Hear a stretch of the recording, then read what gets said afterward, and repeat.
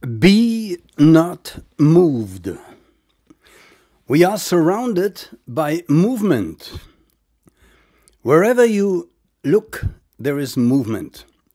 Clouds are moving, people passing you by, traffic. Even houses are moving. Every architect will tell you houses are breathing. Did you know that? They expand and contract. You are moving, and even if you don't move, you're moving. Your body moves. Even if you're meditating, you move. Now, I should say that which you are not, but that would be a bit too early to talk about that. So when you meditate and sit there, your blood runs through your veins, the heart pumps, and maybe you don't think during meditation. That is a very high state, by the way. But then still, the entire atoms and molecules in your body are moving. Everything moves. And I say, be not moved. Be not moved. And right here I tell you, the real you is that, or is not that which moves, but which identifies itself with movement. And when in meditation you detach from everything, seeing, hearing, tasting, touching, smelling, you will reach a state sooner or later, an immovable state, that is true immortality, that cannot be destroyed, that shall not die, only that to which you are attracted to, or with which you identify yourself, namely with movement, that will die, that will change, that will be taken away from you. And this is what you experience at death. Actually, you don't die, but that which you are not, your anatta, dies. When you just begin to think in that direction, you begin to take sorrow and joy indifferently. Indifferently. You drift more and more to the indestructible, which is you. Everything else is destructible because it changes form. And now comes the good news. You are not that which is moved. For instance, your body. Let's say, in my example, I'm 73. It means my body is 73. I am not 73. I'm unborn, timeless, eternal. I fell into material world. I identify with this body, or I did. And to the extent that I identify with my body, I say I am 73. But I'm not 73. I experience the movement, the time, which is nothing but awareness of change. Dear friends, you're here with the Book of Light.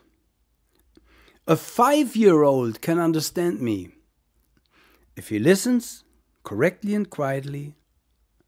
He will be in greater awareness than any other adult who never heard that.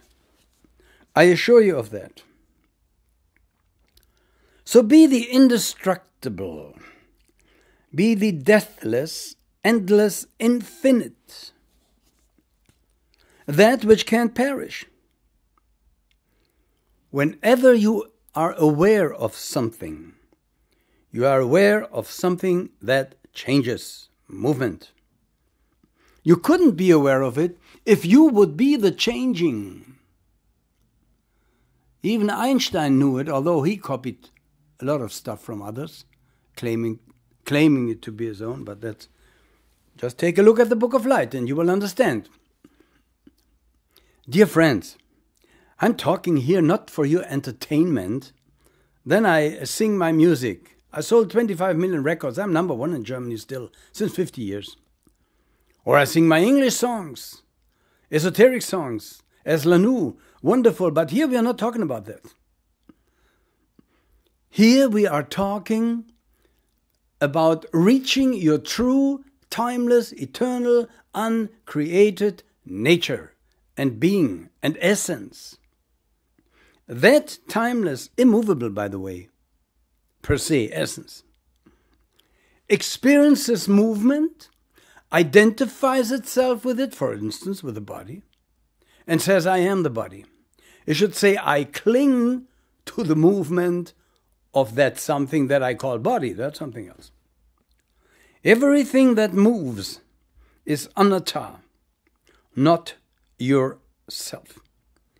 And that uncovers the fraudulent gurus all over the world and their very expensive seminars who tell you you can attain self-consciousness. That's a lie. The only consciousness that you can attain is the consciousness of what you are not. Because you are the one who is conscious. And every consciousness develops from the one who is conscious to that of which he is conscious, from inside to outside. Therefore, you can never be aware, or you can never find yourself by consciousness. All you can do is to be aware of what you're not and detach from it, and then become free from that, or then to return to your true, immortal, divine state of being. That's something else. That's what we talk about here. This is the Book of Light, dear friends. It explains to you the entire machinery of the cosmos so that you either can reincarnate wiser in it, or you can detach from the entire machine. And this is a very complicated machine. It has many components, sankharas, we should say. And this is why the Book of Light, just 4,500 pages, was dictated to me by the Mahacho Han. You can read that for free. Just click on the PDF that you find here, the Book of Light. And there you have the entire teaching. Glory to the Book of Light. I said that you are not that which changes. I said that you are not the body. I can prove that. I don't even need the Book of Light for that. I just need a normal biologist who is honest and brave enough to confirm me. We know from biology and from science that the human body changes about every 7 years. It's completely new atoms and molecules. Completely new. So if you would be the body, you couldn't even remember the last 7 years or so. When you have 50 years now, you couldn't remember how it was when you were 25. You had a different body. Your brain is different even. Guess what? Ask a brain surgeon to look or to identify a brain of somebody when he was 20, let's say, and then when he's 40, a completely new brain. Yet he memorizes what he has learned. He memorizes his childhood. How is that possible? Because you are not the body. There's nothing for the body to memorize after 7 years. It's over, it's out. Completely new material. The real you in astral and etheric realms, in more refined realms, you have not only a physical body, you have much more. That memorizes. And when you die, or when that to which you cling dies, it leaves permanent atoms, khandhas, and there is contained the essence of everything in your life. And people who are highly evolved can remember past lives. Do remember past lives. You must be ready for that. My teacher said to me, Lanoo, if you would remember some of your past lives, you would die of a brain stroke in a second. Just if you would see what you did. Oh, I said, I hope I don't remember. She said, well, that doesn't matter. Just go from now, forget the past, and teach the Book of Light and help others to detach or to attach wisely. Because when you detach completely, you can attain nirvana, the end of suffering.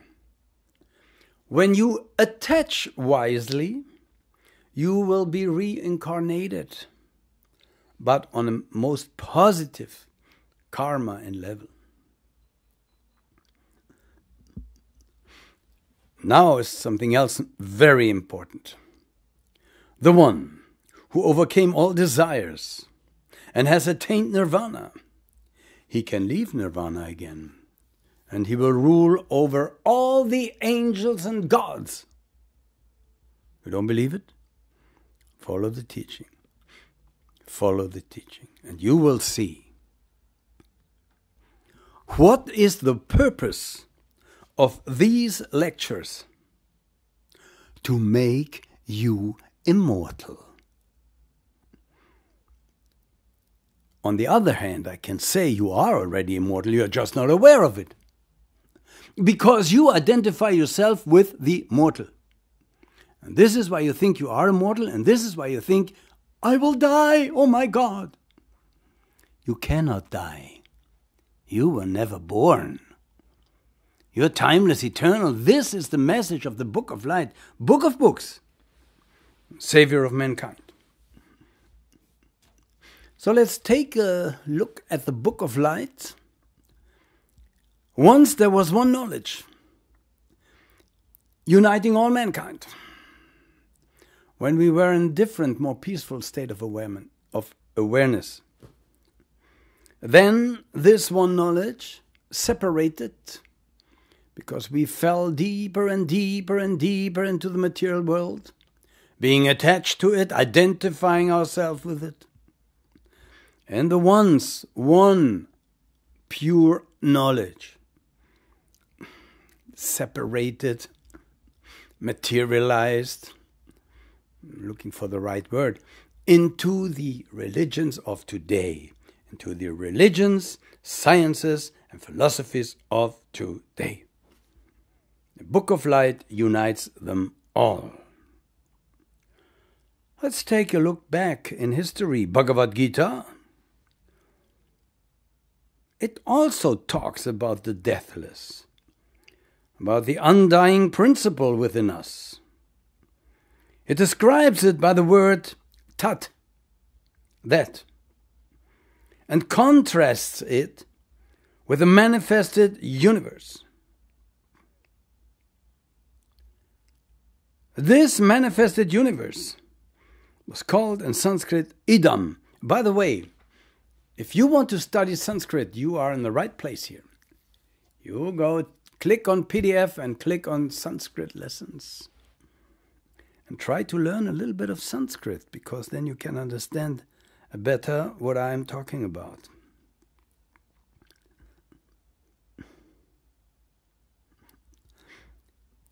The Bhagavad Gita, and I must say right now, errs. Although it is a wonderful, beautiful scripture, it stops in the world of appearances short before nirvana. What the Bhagavad Gita calls as Tat is still the highest being in manifestation, Brahman. But the Book of Light teaches even the highest derives from the unspeakable, unknowable source that can only be, you can only be it in meditation. That nirvana. We are here, dear friends, in the world of appearances, and everything is in motion here. Everything is moved, is in motion. And you move with it because you identify with it. If you want to escape that state of being, you would even have to detach from tat, from that, Tattvam Asi says in the Bhagavad Gita, this thou art, or this are you, this is you. But in Nirvana you cannot say this is you, because there is no more you or this or that. Only in the world of duality, in the Idam, you can say this is me, I am, and so forth.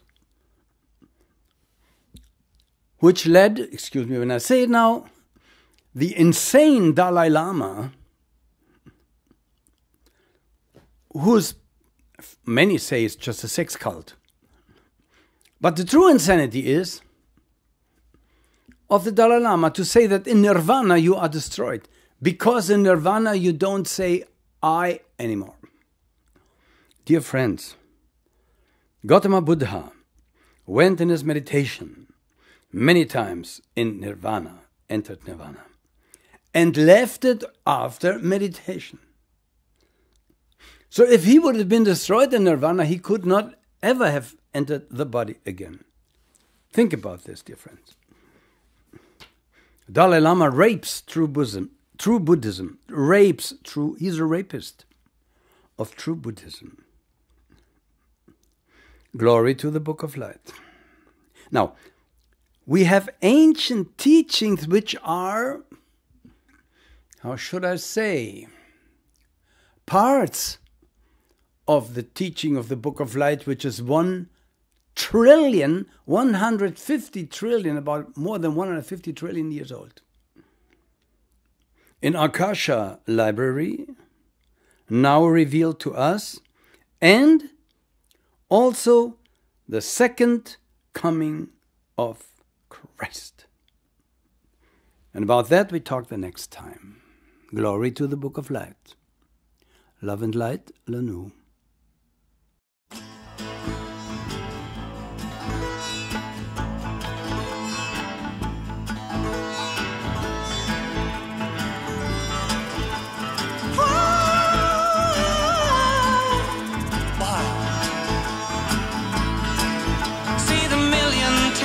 On earth have been cried. See the million children of hunger they die. See the rich man smile and the poor man starve, showing his fist to the God above, asking why?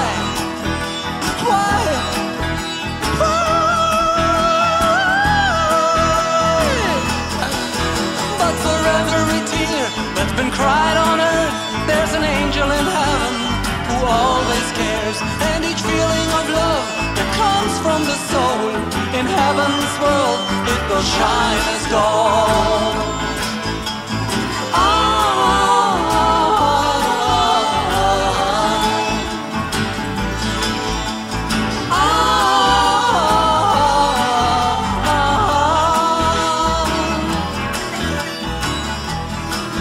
He wants you to know that you're part of his plan, and you feel the pain if you don't understand. But once you open your heart to his truth, never-ending glory is waiting for you. He'll be there for you. So for every tear that's been cried on earth, there's an angel in heaven who always cares, and each feeling of love that comes from the soul in heaven's world, it will shine as gold.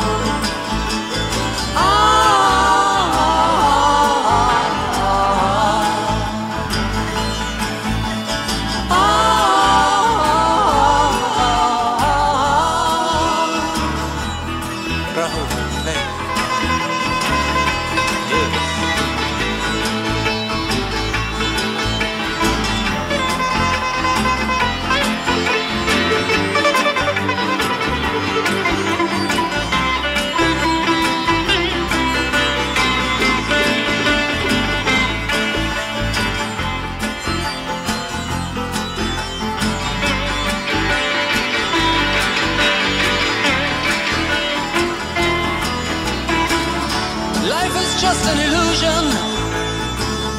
One day you will see that there is only the reality love, of love. So wherever you are and wherever you go, He will never ever leave you alone. And if you're feeling down and low, He will give you the power to carry on.